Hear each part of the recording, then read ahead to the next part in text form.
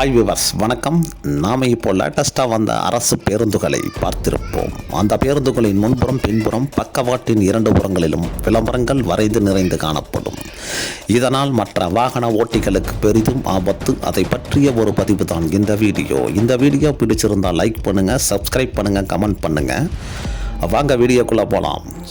சுமார் சில வருடங்களுக்கு முன்பு தனியார் பேருந்துகளில் இந்த மாதிரியான சினிமா நடிகைகளின் போட்டோ அல்லது விலங்குகளின் போட்டோக்கள் பேருந்தின் பக்கவாட்டின் இரண்டு புறங்களிலும் பேருந்தின் பின்புறமும் படங்கள் வரையப்பட்டிருந்த காலம்.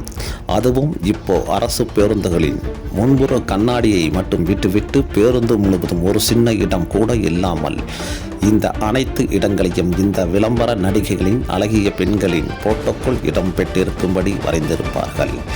அந்த தனியார் பேருந்துகளில் வரையப்பட்டிருந்த மாடர்ன் ஆட்களை எதிரில் பக்கவாட்டில் வரும் வாகனங்களுக்கு கவனக்குறைவு ஏற்பட்டு நிறைய ஆபத்துகள் ஏற்படும் என்று கூறி வட்டார போக்குவரத்து அதிகாரிகள் பல கடும் நடவடிக்கைகள் எடுக்கப்பட்டிருந்தன.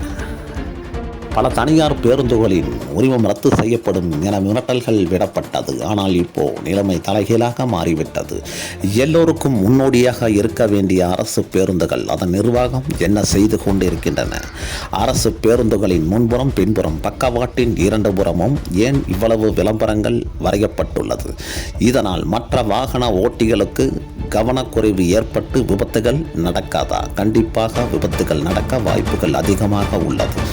இந்த மாதிரியான அரசு பேருந்துகளை பார்க்க நேரிட்டால் அந்த பேருந்து எங்கே போகிறது, எந்த வழித்தடத்தில் இயங்குகிறது என்ற பலகைகள் சுத்தமாக கிடையாது. மொத்தத்தில் அது பேருந்தா அல்லது விளம்பர சுவரா என்று யோசித்து பார்ப்பதற்குள் அது நம்மை கடந்து சென்று விடுகிறது. அதுவும் அந்த குளிர்சாதன பேருந்தின் விளம்பரம் படும் பயங்கரமாக இருக்கும். அந்த பேருந்தில் முன்புற கண்ணாடி மட்டும்தான் காலியாக இருக்கும். அந்த அளவுக்கு சுந்தரா டிராவல்ஸ் படத்தில் வேப்பிலையை கட்டிக்கொண்டு ஒரு பேருந்து படம் முழுவதும் காட்சி தரும்படிதான் இப்போ இருக்கும் அரசு பேருந்துகளில் விளம்பரம் அளவுக்கு அதிகமாக உள்ளது.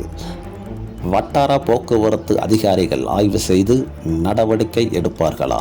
ஓகே வியூவர்ஸ், இந்த பதிவு பிடிச்சிருந்தால் லைக் பண்ணுங்கள், சப்ஸ்கிரைப் பண்ணுங்கள், கமெண்ட் பண்ணுங்கள். பாய்.